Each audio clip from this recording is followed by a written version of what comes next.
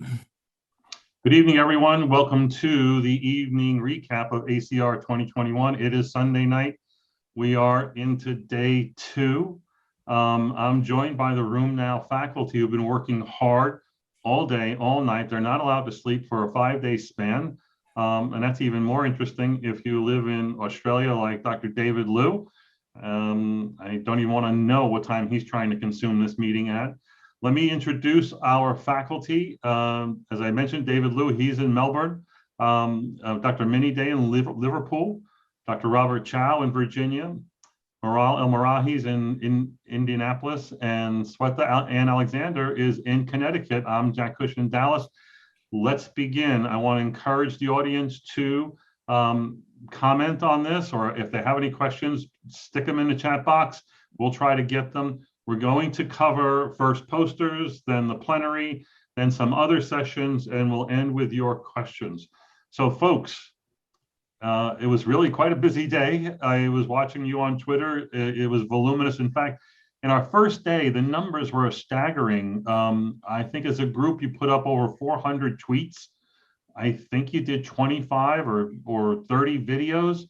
I want to say that you put up 25 news articles that were going to put in rotation. So our faculty's been really busy. Congratulations on that. But let's start with the poster session from this morning. Is there anything that stood out for anyone? Let's start with David. Oh, and I'll say that I started by my Twitter feed had a photo of some Mexican food and a Corona at the beginning of the day, and because I in SF, I usually go to the Mission District, and it's a cool place, and I just wanted to feel like I might be there. So it's probably fitting that I looked at FibroScan in Methotrexate. Given all the calories I consumed this morning, it was some really interesting data from the University of British Columbia, actually, looking. And I mean, there's all this talk. There's all been this talk previously about cumulative methotrexate dose, and I think our dermatology colleagues get really worried about. Well, traditionally, I've got really worried about that. But there's some really reassuring data saying there's no correlation between cumulative methotrexate dose and fibrosis on FibroScan, at least the way we do things. Yeah, now it was done in rheumatoids, wasn't it? Yeah, rheumatology clinic. So a mix of RA, a bit of PsA, and some other conditions as well. But really, our patients doing our kind of monitoring, and really, there's not undetected fibrosis under there. So I breathed a sigh of relief. Really, I was quite happy with that. Yeah, I think that we go back to the old methotrexate monitoring guidelines of Kremer, Alarcon, and basically 5 abnormal LFTs in a year's time. We're supposed to be doing every month back then. So basically, more than 50% of your labs, that's a chance to either change or drop or assess, and other tests like this, they seem like they might be cool, but they're for other people like the GI guys. Does anybody else use or think about using the FibroScans, or have any other tool that they use? I just get ultrasound, and people have LFTs, mainly looking for fatty liver, right? Fatty liver is driven by inflammation. And I mean, I think what we've seen time and time again from these studies, in fact, the drivers of fibrosis in these patients, it's not the methotrexate, it's the underlying metabolic syndrome. It's a non-alcoholic fatty liver disease. And those calories I consumed this morning haven't helped my cause. And that's what it comes down to. Swetha, what did you see that was great? I want to introduce Swetha to the audience. She's a third-year resident at UConn, is going to do a rheumatology fellowship. I met her in a meeting. I was so delighted at her interest. I wanted her to be part of the faculty. We're glad you're joining us. What did you see that you liked today? Thank you so much, Dr. Cush. So my interest is in spondyloarthritis. So I looked at a poster in axial spondyloarthritis. And what I did see was this poster sort of tried to predict flares in axial spondyloarthritis when you taper off the TNFI if the axial spondyloarthritis was in remission. And they found that some of the predictors of the flare was a higher baseline initial physician global score and a higher age. So that was interesting to me. This is the big thing in rheumatology, Swetha. We talk too much about tapering our drugs and trying to make it simple. And I always remind the drug company CEOs who want to talk to me about their drug monotherapy stuff and that you can withdraw therapy. I say, hey, don't try to simplify something I spent my whole life trying to control and using multiple drugs and lots of blood, sweat, and tears. And there's no easy out. And the problem is patients, I think, want to take less drug, and you got to coach them. So, good data like that's helpful. But the question is, do we just go along with it? What does the group think? Robert, you're big into SpA now, and you've seen some of this data roll out in the last few meetings. Is there a trend here to want to taper these drugs with spondyloarthritis? I think I was actually going to comment on this. It was a very, very interesting study. First of all, in clinical practice, I'm not sure about you guys, but sometimes before we even get into the diagnosis of AS, before I even mention, what the frequency of a TNF inhibitor is, the patient's first question is, Doc, when can I stop? So let's diagnose and treat it first, maybe, and then maybe I usually say maybe, sometime down the line, at least with me, I like to see you stable for some time before we can talk about stopping therapy or even tapering. And I think the other really interesting thing out of this study, one is, I think the old adage, kind of rings true, whereas listen to your doctor. The only thing they found here was physician global. And if you look at the other data for here, they looked at, so the clinical sort of flare was one of them, but they also looked at imaging flare, and they looked at imaging findings, and even imaging could not outpace the physician global. So this was actually a pretty nuanced study. And I think it gives us a lot of, ammunition when we talk to patients about, hey, I don't think, stopping is a good idea. Tapering, maybe under close guidance, but, I think it helps us a lot, and especially in our discussion with patients. Being the only white-haired person on this panel, I'm going to give you a little wisdom, and that is, that question comes up all the time. It's a challenge. And I tell the patient, you've got a bad disease. We don't know who's going to go into remission or not. You show me 1 year of remission, and now we can have the discussion about tapering and maybe going off. And they're like, really? And I go, yeah, it's that difficult, because at least in RA, the number of people who could truly be in drug-free remission is less than 10%, no matter how you slice it. So anyway, I think that you need to have an approach, and having this kind of data helps. Can I make one point there, Jack?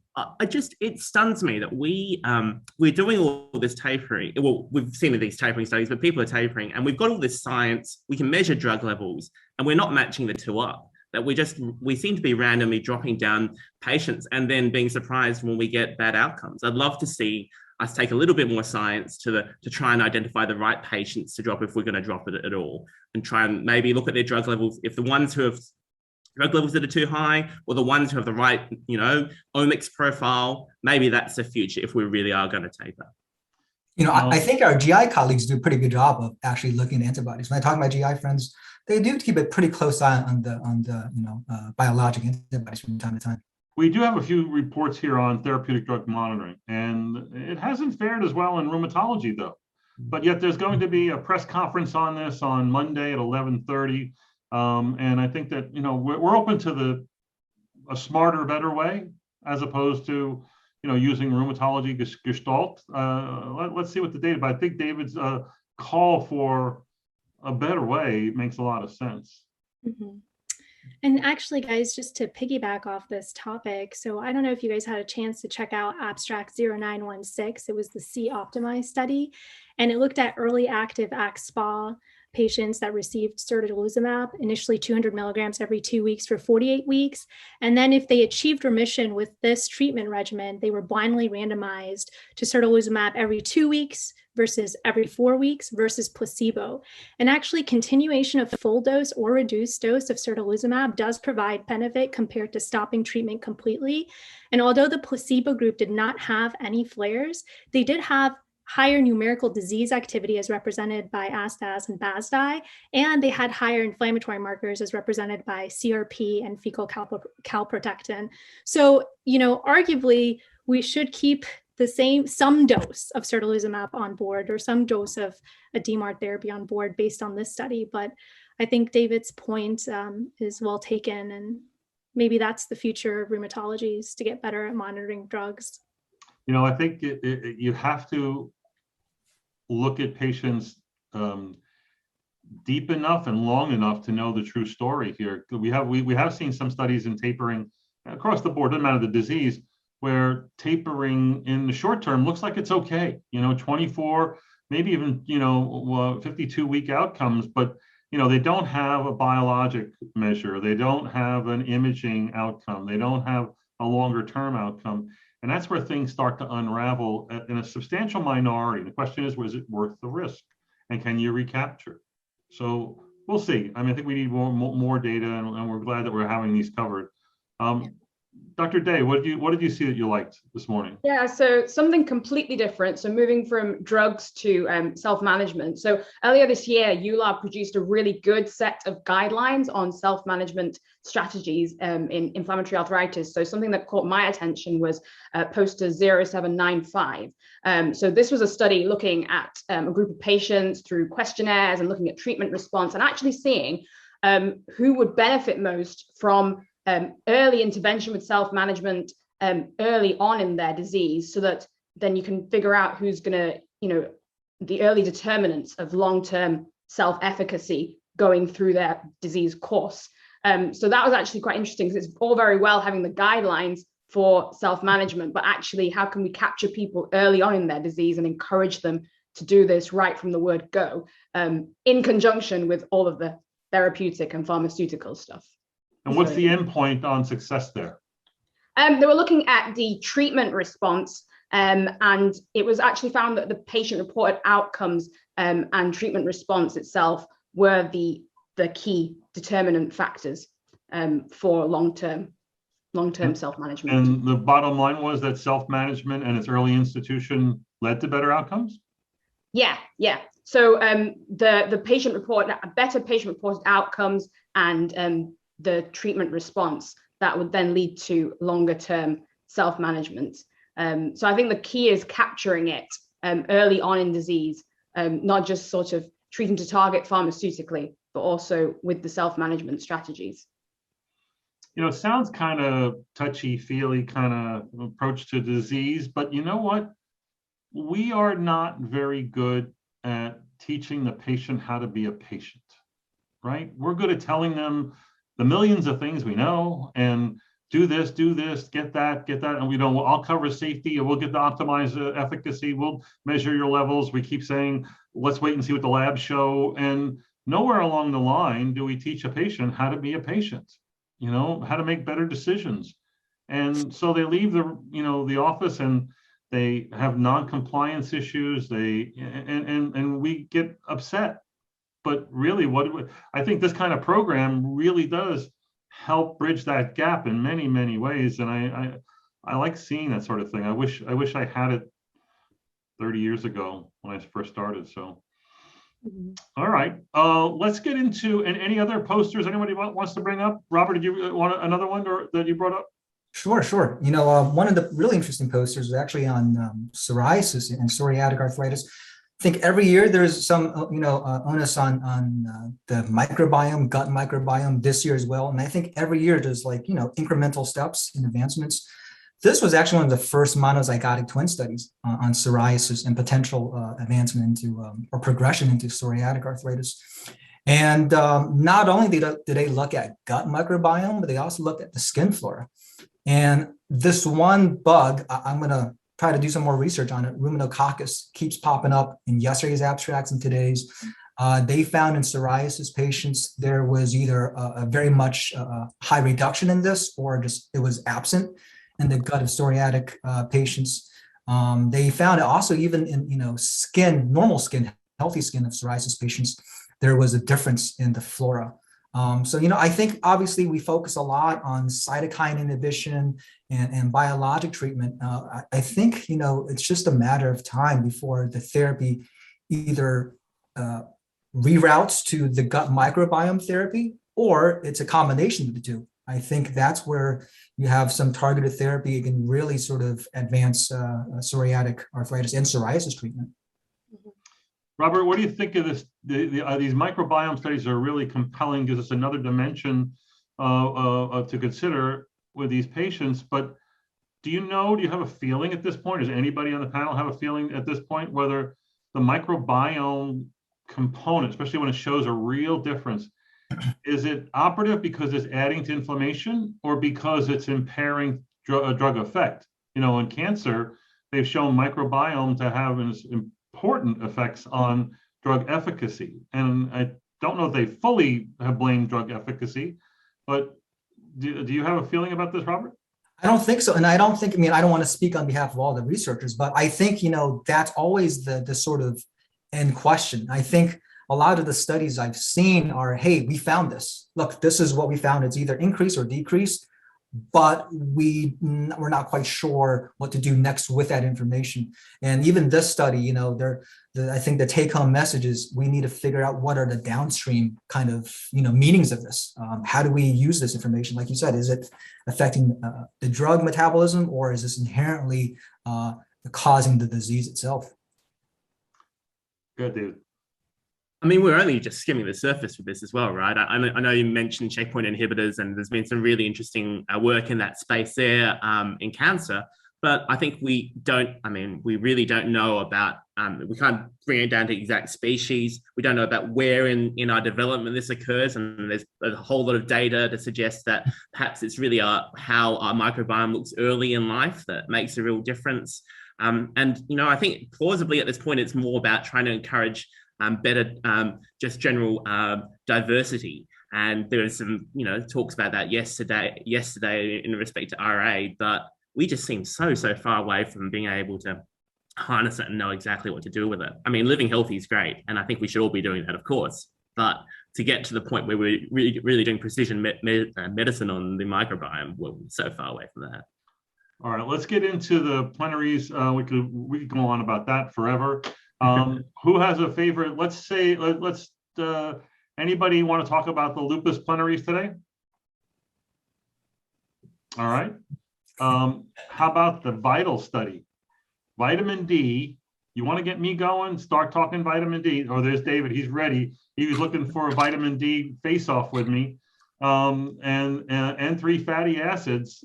David, maybe you want to talk about that presentation. You know what? I've got this bottle in hand, and I had to dust it off today. It's been sitting in my drawer over there, right?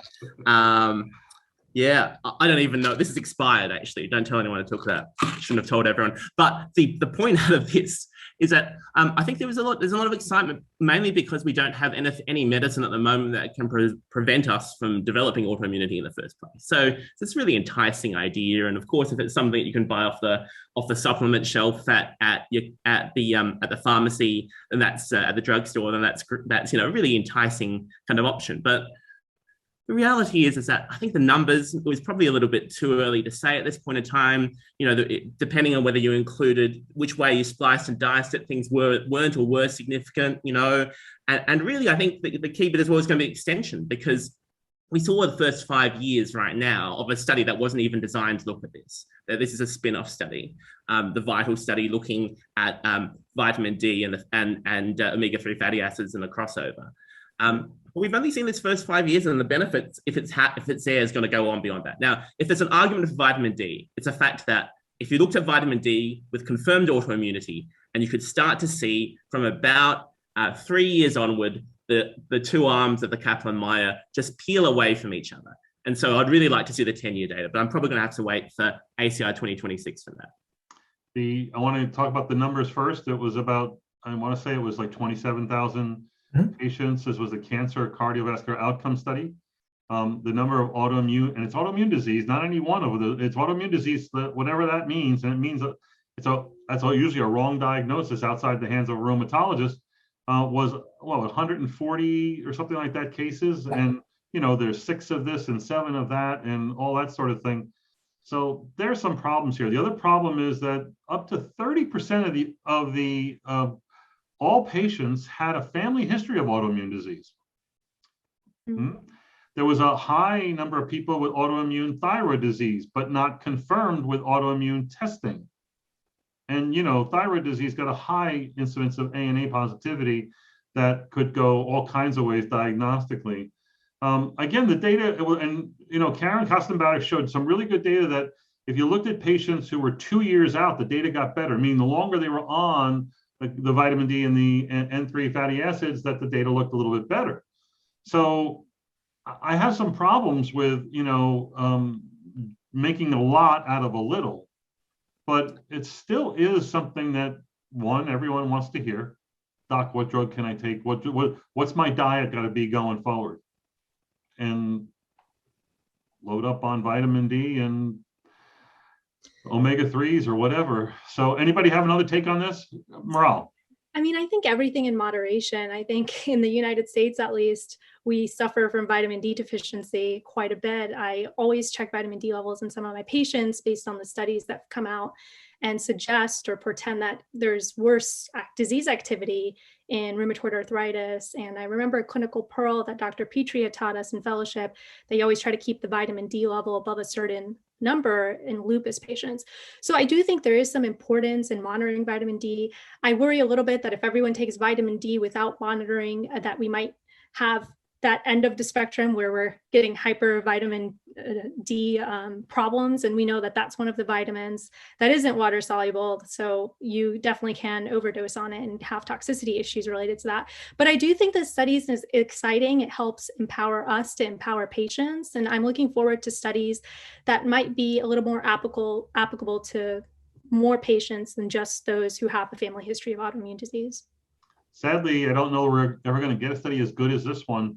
This is prospective, well-designed, large, maybe just following this cohort going on might tell us more. We need to get into the 1133 oral surveillance study presented by Christina Charles Schoeman from UCLA, where she showed in a high-risk population, mostly older people with cardiovascular risk factors and smoking and not taking aspirin, and it's just not a good group. What happens when you use a JAK inhibitor, tofacitinib at 5 BID or 10 BID versus a TNF inhibitor? And they showed more cardiovascular events, more cancer events. And today they looked at a lot of different things here, clearly showing that that there was a higher rate and that it was beyond non-inferior for some of the measures that they looked at. Who's got a take-home message to that? Swetha, what did you think of that data? Did you see it? No. Okay, because it's a really, I wanted to ask your opinion first, because I think we've been discussing this so much right now in rheumatology. What do you think, Robert? I think at the take-home message, great. We have, it's not inferior, it's superior. And I think it's really up to, when it comes to the patient, how do you have that discussion?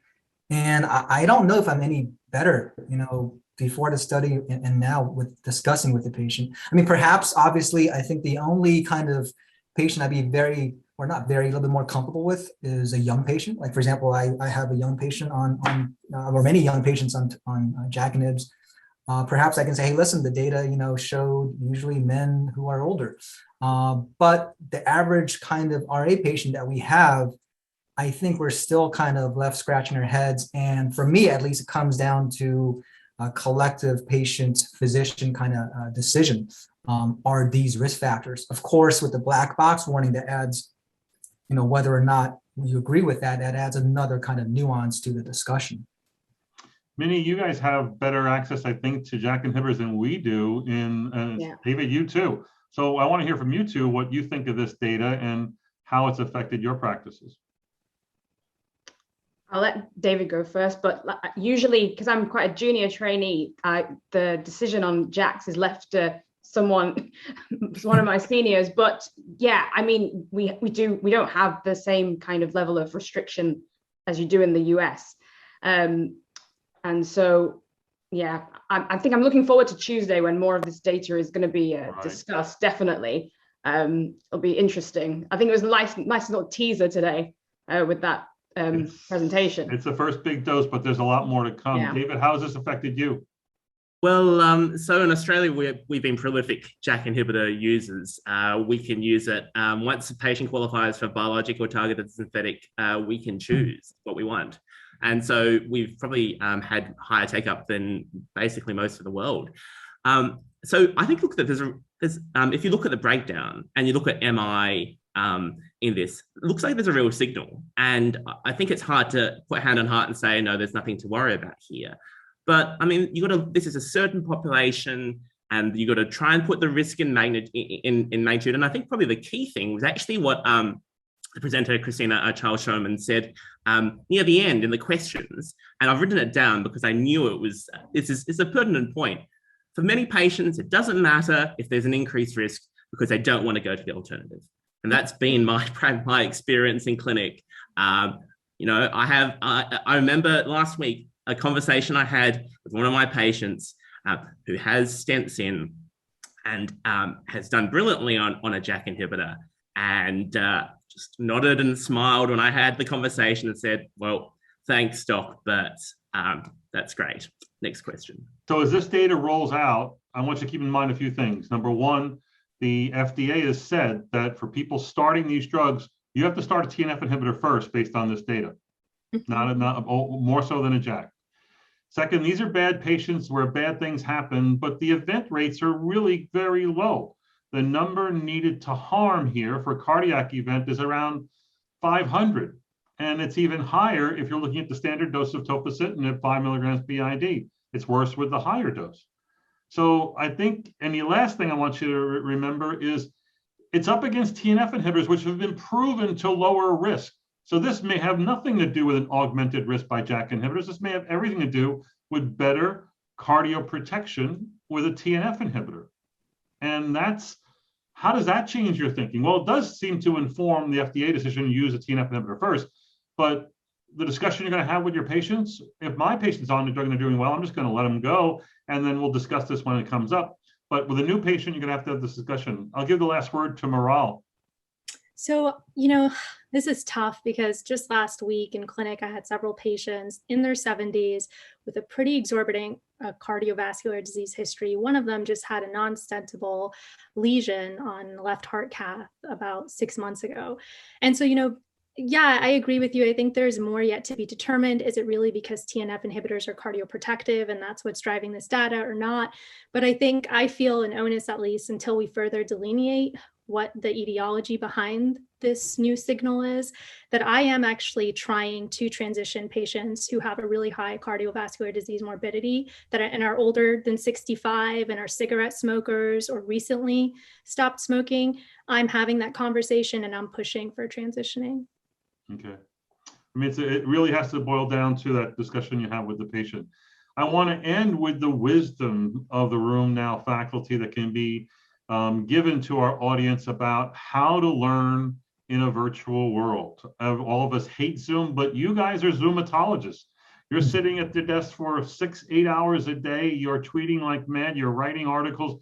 You're doing video. Given what you had to do, what would you suggest? Meral, why don't you start? Just give me a few seconds on what you would advise people who are going to ask you, how can I learn well in a virtual program like this? I think the best way is to pick one topic area that day that you want to tackle. I find it very overwhelming to try to do more than one topic, even though I'm so excited to learn as much as I can in every different topic. But for instance, I just focus on RA first half of the morning or all day, and I'll just target abstracts related to RA. I'll target plenary sessions related to RA. And then I'll put in a little twist and do fun things like Knowledge Bowl or Thieves Market or what was the other thing that was today that was really exciting? Oh, the Clinical Pearls session. So something that's really exciting. That's how I do it. And there's a search tool on the website that really helps you be able to focus and hone in like that. That's a great formula for learning. You stay on something, but then you change it up by doing something interesting. Then you go back to something that you sustain and you change it up. That's really smart. Swetha, how have you approached this? This is sort of your, I think, first big rheumatology meeting, and you're very interested in SpA. What did you learn? So I think just going off of what Dr. Meral said, basically focusing on one topic, and the tweeting thing, like, okay, going through like articles and trying to find out and synopsis it into just a few sentences, that really, I thought that was very helpful. And that sort of like makes you put everything into a nutshell and you go through more things that you need to. Today morning, I think there was a session for like room to learn, calling the millennial learners. I thought that was a very helpful session. So I think using these interactive platforms is quite helpful. Tweeting will focus the mind like nothing else. That's a quote from Ronan Cavanaugh from Galway. Robert, what's your advice? I think with everything being on Zoom and on video, it's kind of mirrors the work from home kind of situation where actually you end up working more and doing more than at the office. So I go back to one of the early kind of teachings I learned in training, which is preparation. And then if the preparation is good, execution is easy. So what I try to do is, the night before or the few days before the conference, scout out what kind of sessions, abstracts I really want to put in my agenda. And then every day I've got a nice roadmap, and hopefully it's relatively clear. And don't be too overwhelmed. Don't try to look at everything just because you can. Mm-hmm. How about you, Minnie? Yeah, no, I agree that you don't have that stress of running from room to room in a large conference center. And so you have to really focus your mind and not, I have this habit of having two screens on at once, and sometimes stupidly having two sessions on at once, which is terrible. So yeah, really need to focus the mind, choose what you're going to focus on for that day, and actually really going to like the high yield stuff, like the clinical pearls. That was really good. You learn so much in such a short space of time, which as a trainee I really value. And actually Twitter, there's some really good tweeters who are doing really good threads. So, if you have missed a session, like there are so many good threads available which have summarized everything for you. So yeah, I really recommend that as well. And David does a lot of that. He starts a tweet, he's really good at it, and then he gets involved in the conversation. Like someone responds and you go back and you share it. And that's kind of what we're doing here. So the best way to learn a meeting like this is actually figure out how you get together, and you can do it virtually by Twitter. David, last word. Yeah, and I think all of mine have been taken. But I think the thing I find really great about this virtual platform is having some quite interesting democratic conversations on the side, the chat, the questions, all of these. This is often where the pearls and the honest kind of truths are dropped. So I think staying there for that and listening to that and watching that chat box really does deliver yield. And I mean, I can see that here. We've had some great comments in the Zoom panel, in the panel, in this chat, and hopefully we can keep this conversation going. Yeah, we've run over time. I'm sorry, I'm not going to get to any of your questions. No, a black box warning will not probably increase malpractice for any one physician, but yes, there'll be more lawyers that will be advertising this all night long, and we'll see where that goes. Thanks very much for your time. Tune in tomorrow. We have another session on Monday night, and then Tuesday night, it's going to be Rheumatology Roundup, Cavanaugh, and myself. Take care. Tune into RheumNow.